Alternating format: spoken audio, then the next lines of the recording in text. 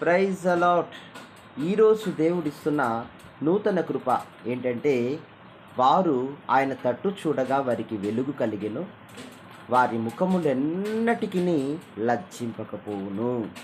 అవునండి, దేవుణ్ణి నమ్మి బ్రతుకుతున్న వారి జీవితాల్లో ఎన్నటికి సిగ్గు, లజ్జ, అవమానమునకు అప్పగించే దేవుడు కాదు.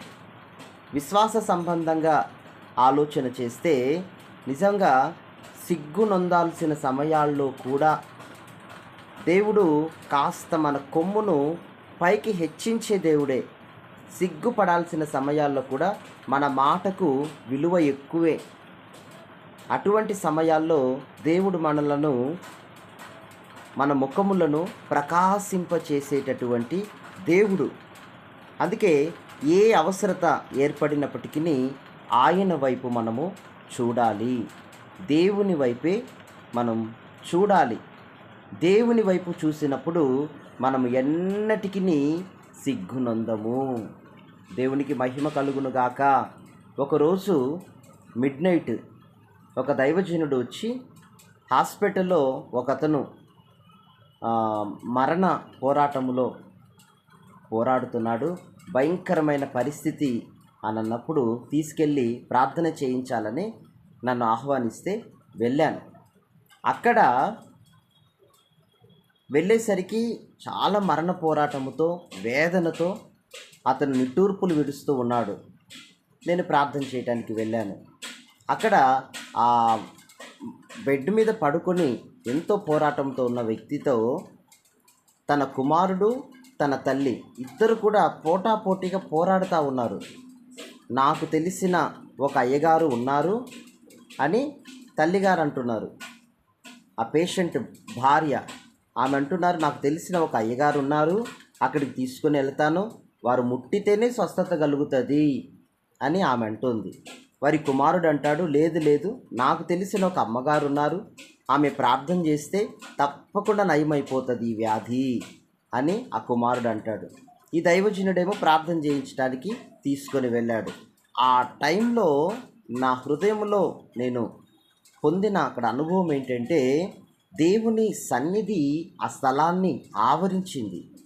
దేవుని స్వస్థత, అక్కడ ప్రార్థన చేస్తే ఇక స్వస్థత, దేవుని నడిపింపు ఉన్నది, దేవుని సమాధానం ఉన్నది, దేవుని కనికరం ఆ స్థలంలోకి దిగి వచ్చింది. అటువంటి టైంలో వీళ్ళ పోరాటం ఎక్కువ. ఇది చాలామంది క్రైస్తవ జీవితాల్లో, చాలామంది బ్రతుకులలో ఉంటున్నటువంటి ఒక తప్పిదము. ఎందుకు అనంటే, దేవుని తట్టు మనం చూసినప్పుడు మనకు వెలుగు కలుగుతుంది, మనము సిగ్గునందము అపవాది ఎదుట. దేవుని తట్టు చూడకుండా దేవుడు ఉపయోగించుకునే తన పాత్రలైన తన సేవకుల తట్టు చూడటం అనేది కాదు. దేవునికి మొర్రపెట్టినప్పుడు దేవుడు తన దాసుని పంపి నీ ఉన్న స్థితికి వారు ప్రార్థన చేయక నువ్వు అక్కడ స్వస్థపరచబడతావు కదా, అది వాక్యము. అట్లా కాకుండా అక్కడికి ఇక్కడికి ఇక్కడికి అక్కడికి అంటే మరణంతో పోరాడుతున్న ఆ వ్యక్తికి మరణం తప్పదు, దైవ కార్యం అక్కడ జరిగించడానికి కూడా అవకాశం లేకుండా పోతుంది.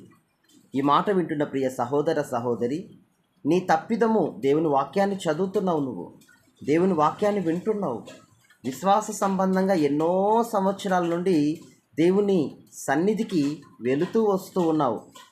దేవుని వాక్యాన్ని చదివినప్పుడు, దేవుని వాక్యాన్ని విన్నప్పుడు, దేవుని సన్నిధిలో నువ్వు గడుపుతున్నప్పుడు నీ తప్పులు ఏమేమి ఉన్నాయో అవన్నీ దేవుడు నీకు తెలుపుతున్నాడు, గ్రహించగలుగుతున్నావు. ఈ రోజున వాటిని వెంటనే విడిచిపెట్టినప్పుడు దేవుడు నిన్ను ఆశీర్వదిస్తాడు. ఆమేన్. అంతేగాక అనేకులకు నిన్ను ఆశీర్వాదకరముగా మారుస్తాడు. దేవుని తట్టు చూడటం చాలా ప్రాముఖ్యం. ఆయన తట్టు చూడగా వారికి వెలుగు కలుగుతుంది. ఈరోజు నువ్వు అప్పుల పరిస్థితిలో ఉన్నావా? ఈరోజు నువ్వు శరీరక ఆరోగ్యం బాలేక ఉన్నావా? ఈరోజు కుటుంబంలో బిడ్డల వివాహ కార్యక్రమాలు, సరైన సంబంధాలు లేవని, ఏజ్ ఎక్కువైపోతుందని, రకరకాలైనటువంటి పరిస్థితి ప్రతికూలతల మధ్యలో నీవు ఉన్నావు నాకు తెలియదు, కానీ దేవుడు నీతో మాట్లాడుతున్నాడు. దేవుడు నీతో మాట్లాడినప్పుడు నీ తప్పులన్నీ దేవుడు నీకు ఎత్తి చూపే దేవుడు. వాక్యం ద్వారా ప్రేమగా నిన్ను సరిచేయటానికి నీ యుద్ధకు వచ్చే దేవుడు. వెంటనే ఒప్పుకొని దేవునికి విధేయత చూపి ఆ తప్పిదమ్ము నుండి నువ్వు తప్పించబడినప్పుడు నిన్ను అనేకులకు దేవుడు ఆశీర్వాదకరంగా మారుస్తాడు. దేవునిని బాధ పెట్టవద్దు. ఆమేన్. ఈరోజు అనేకులలో సరైన విశ్వాసం లేదు. అనేకులకు అదే తప్పుగా ఉంది. కానీ నీవైతే దేవుణ్ణి వెతికినప్పుడు దేవుడు నీకు అన్నీ ఇచ్చే దేవుడుగా ఉన్నాడు. God bless you. ఈ మాటలు మీ వినికిడిలో స్థిరమవునుగాక. ఆమేన్.